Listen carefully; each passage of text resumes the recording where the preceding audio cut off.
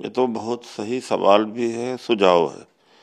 इसमें दोनों बातें हैं कि 22-24 करोड़ लोगों को आप वंचित करके डरवा करके रखेंगे तो पूरे देश की खुशहाली के ऊपर असर पड़ रहा है।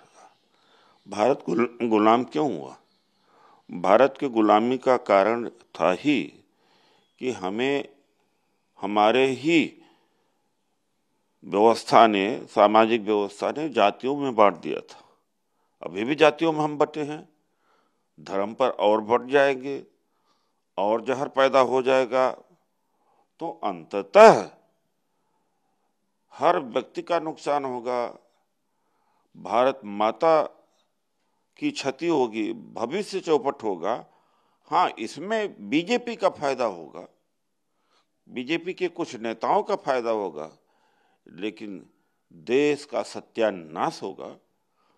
या तो ये बताएं इन सब का ये मर्डर करना चाहते हैं, या ये बताएं मोदी जी का बहुत अच्छा व्यक्तिगत नाता है चाइना से, व्यक्तिगत दोस्ती है कि चाइना भेज रहे हैं, या ये तो बताएं कि समुद्र में सबको डालेंगे। रात दिन नफरत नफरत फैलाई जा रही है। तो इसका खामियाजा मेरी अर्थव्यवस्था, राजनीतिक व्यवस्था, सामाजिक व्यवस्था सबके ऊपर बहुत गहरा पड़ेगा। सर, पूछताछ हुई 9 घंटे तक और ईडी ने फिर उनको 16 मार्च को समन किया। देखिए, वो मामला आम आदमी पार्टी से जुड़ा हुआ है और जो देख रहा सुन रहा हूँ कि आम आदमी पार्टी ने जब ये शराब का पूरा घोटाला का पूरा मैप तैयार करना शुरू किया तो उसमें कविता साउथ के लॉबी के बिजनेस पर्सन की एक कनेक्टिंग पॉइंट।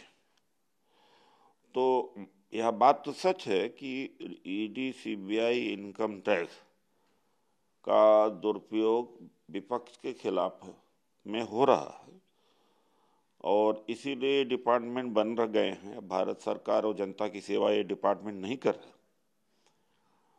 तो लेकिन आम आदमी पार्टी का एक अपवाद है, जितना महंगा आम आदमी पार्टी चुनाव लड़ रही है, इस सबके लोगों के सामने दिखाई नहीं पड़ रहा कि सारा जो गवर्नमेंट का ठेका था पहले का, प्राइवेट, सबको खत्म करके एक ग्रुप को 800-850 दुकानें दे देना और गली गली मोहल्ले मोहल्ले दुकानें खोल देना, उसके बाद इतना महंगा चुनाव लड़ना।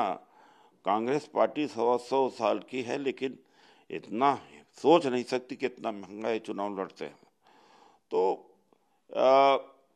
इसमें जांच चल रही है। मैं फिर से कह रहा हूँ, अपवाद है, अपवाद है ये मामला। वरना तो ईडी, सीबीआई, इनकम टैक्स का काम ही है विपक्ष को परेशान करना। लेकिन ये आम आदमी पार्टी का घोटाला जाहिर है, दिख रहा है। और एक बात ही कहते हैं कि 1 रुपया नहीं मिला, सीबीआई ने सर्च किया। जो जितना ही होशियार होगा उसके पास में 1 रुपया नहीं मिलेगा, और 1 रुपया नहीं मिलेगा तो इलेक्ट्रॉनिक मोड से अभी 40% से ज़्यादा एफडीआई मॉरिशस से आ रही है। मॉरिशस में कोई कारोबार होता नहीं, इंडस्ट्री है नहीं, ट्रेडिंग है नहीं, वहाँ वहाँ पर ऑफिसें भी नहीं मिलेंगे। वहाँ से एफडीआई आ रही है।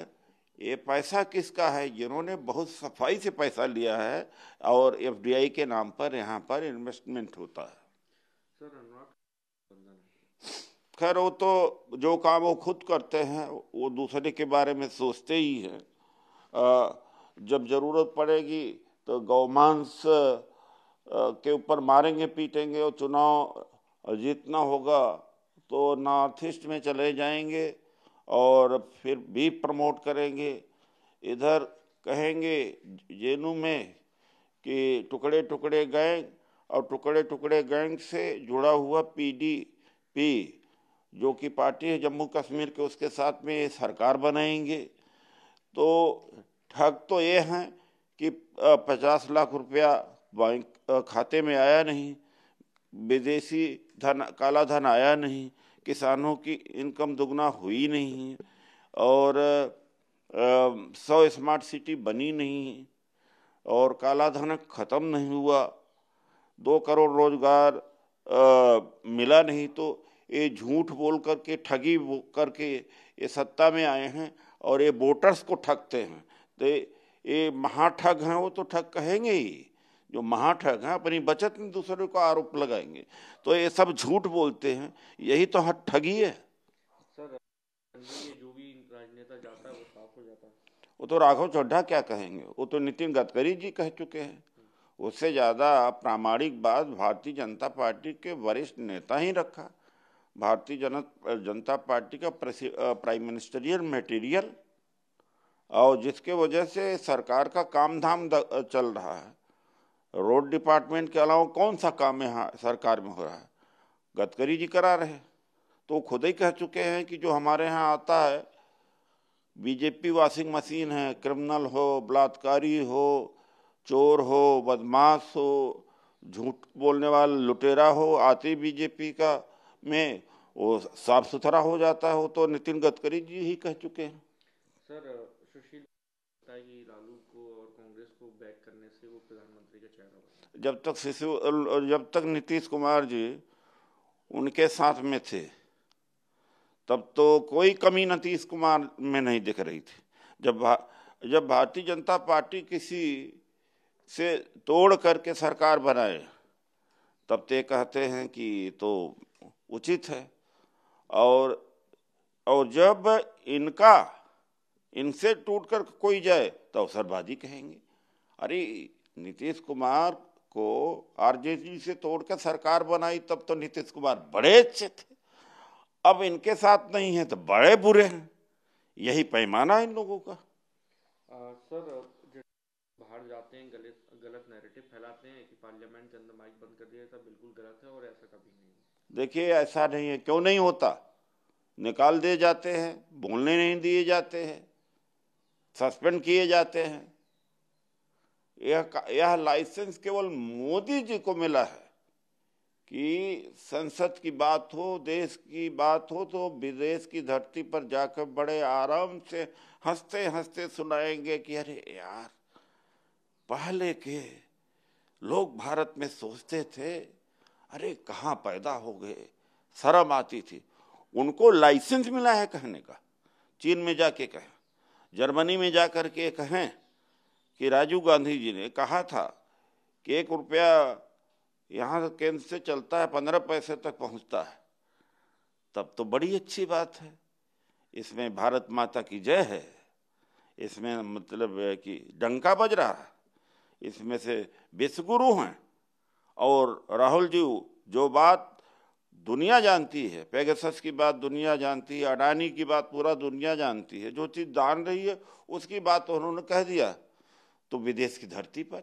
ये तो इनका दोहरा मापदंड, अपने लिए कुछ दूसरे के लिए कुछ। प्रज्ञा ठाकुर भी कह रही हैं कि कुछ लोग यहाँ चुने जाते हैं लेकिन अब्रॉड बैठ के जो है देश को बदनाम कर रहे हैं। सबसे पहले प्रधानमंत्री मोदी जी के बारे में कह दें, चुने गए बनारस से जाकर के विदेश की धरती पर क्यों बोलते हैं।